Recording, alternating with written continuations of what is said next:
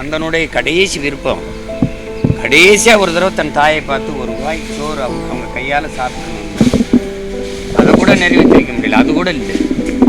இது நாங்கள் யாரையும் இப்போ நியாயமாக ஒரு கொலை, சட்ட கொலை, இது அப்படிதான் சொல்லணும். சட்டப்படி இது ஒரு கொலை.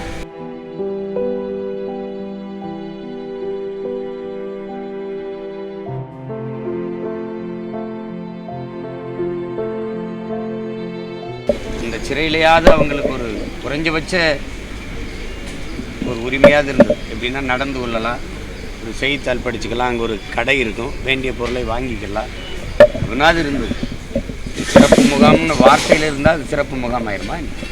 அது ஒரு வதை முகாம். அதில் போய் அடைச்சி ரத்த உறவுகள் தவிர யாரும் மனு போட்டு பார்க்க முடியாது. நல்லா மனு போட்டு பார்க்க முடியாது, இல்லை சட்ட வல்லுநர்களாக இருக்கணும்.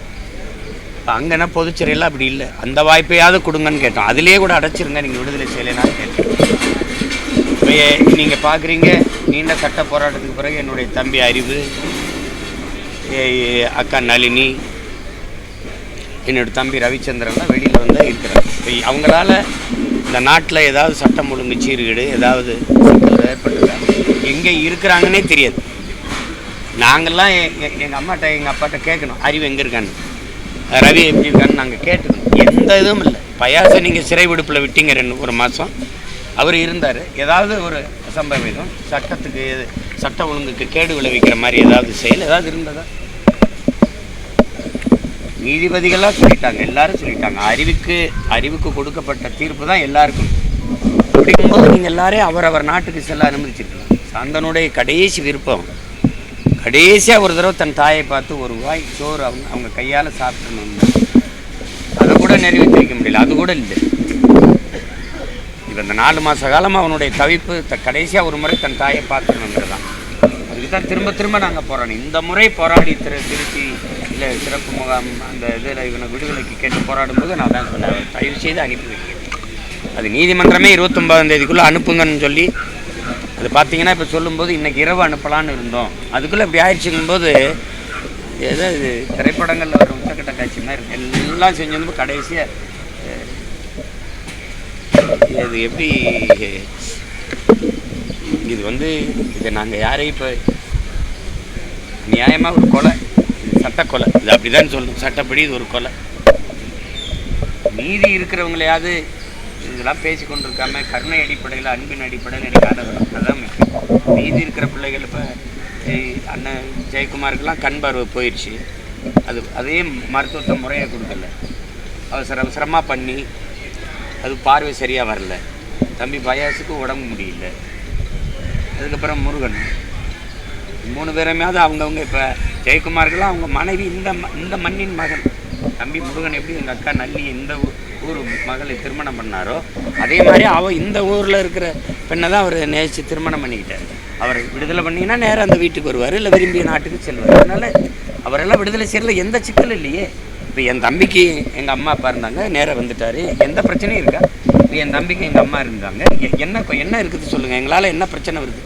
அவங்க எங்கே இருக்காங்கன்னோட அவங்களுக்கு தெரியாது, எனக்கே தெரியாது. நாங்களே விசாரிச்சுக்கிறோம், அறிவு எப்படி இருக்கா, ரவி எப்படி இருக்கா, அக்கா என்ன பண்ணுறாங்க அப்படி.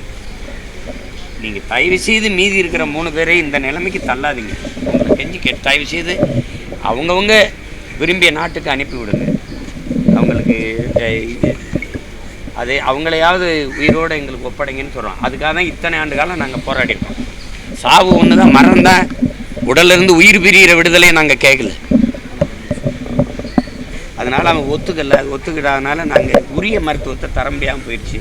சும்மா அதை தடுக்கிறது தான் பண்ண மொழியே. இதனால் அது வந்துச்சு, கல்லீரல் பாதிக்கப்பட்டிருந்தது, அது உரிய மருத்துவத்தை கொடுத்து அதை சரி பண்ணியிருக்கலாம் அப்படின்னு இப்போ தான் சொல்லி வருத்தப்படுறாங்க. அது ஏன்னா அவனுக்கு வாழணும்னு ஆசை, அம்மாவை பார்த்துடணுன்னு ஆசை. அவனுக்கு என்னென்னா ஒரு தடவை ஊருக்கு போயிட்டு அலைபேசியை போட்டு எனக்கு அம்மாவை பேச வைக்கணும். இப்போ இங்கே இருக்கும்போது அம்மாட்ட பேச முடியாதுன்னு அம்மா காது கேட்குறது. புரியுதுங்க எப்படியெல்லாம் துயரங்கள் துரத்தி அடிக்குது பாருங்கள் எங்களை. இது ரொம்ப வலி. இது என்ன பண்ணுறது? ஆனாலும் என் தங்கை கேட்ட மாதிரி மீதி இருக்கிற எங்கள் பிள்ளைகளையாவது எங்கள் உயிரோடு ஒப்படைச்சிருங்க, விட்டுருங்க, எங்கேயாவது போய் வாழ்த்து. அவனுக்கு விரும்பி நீங்கள் இலங்கைக்கு கூட அனுப்பிடுங்க, 3 பேரை இலங்கைக்கு அனுப்பிடுங்க. அங்கேருந்து அவன் விரும்பிய நாட்டுக்கு கூட வீசா எடுத்து பறந்துக்கிட்டோம். உயிரோடு அனுப்புங்க, உயிரோடு அனுப்பிடுங்க. அதுதான் இது. இப்போ வந்து அவள் சாந்தனை மேலே நேசம் கொண்டு இருக்கிற தமிழ் குடி நாங்கள் பிள்ளைகள் நிறைய இருக்கிறோம் எங்கள் சொந்தங்கள். அவனுக்கு அரசு ஒரு மணி நேரம் 2 மணி நேரம் ஒரு இந்த உடற்கூறு ஆய்வுலாம் நீங்கள் செய்யணுன்றீங்க. அது நீங்கள் அதில் நாங்கள் ஒன்றும் தலையிடலை. ஒரு இடத்த கொடுத்து அவங்களுக்கு ஒரு மணி நேரம் அவரை வச்சு நாங்கள் ஒரு வணக்கத்தை மரியாதை செஞ்சு இறுதி பயணத்தை அவனை அனுப்பி வைக்கிறதுக்கு நீங்கள் உதவணும். அதுவையாவது எங்களுக்கு செய்யணும்னு நான் கேட்டுக்கிறேன். இந்த மரணம், இந்த சாவு உங்களுக்கு ஒரு படிப்பினையாக இருக்கட்டும். நாங்கள் அதை தான் உங்கள்கிட்ட இந்த நேரத்தில் உங்கள்கிட்ட அன்போடு நான் கெஞ்சி கேட்டுக்கிறது. மீதி இருக்கிற 3 பேரையும் எங்களுக்கு இதை ஒட்டி விடுதலை செஞ்சுருங்க, தயவு செய்து விடுதலை செஞ்சுருங்க. இன்னும் காலம் கடத்துறது மானுடம் இருக்கா, கருணை இருக்கா, அன்பு இருக்கான்னு சந்தேகிக்கிற அளவுக்கு வந்துடும். இதுக்கு மேலே இதை தாமதிக்காமல் நீங்கள் விடுதலை செய்யணுங்கிறத என்னுடைய வேண்டுகோள். வேறு ஒன்றும் இல்லை.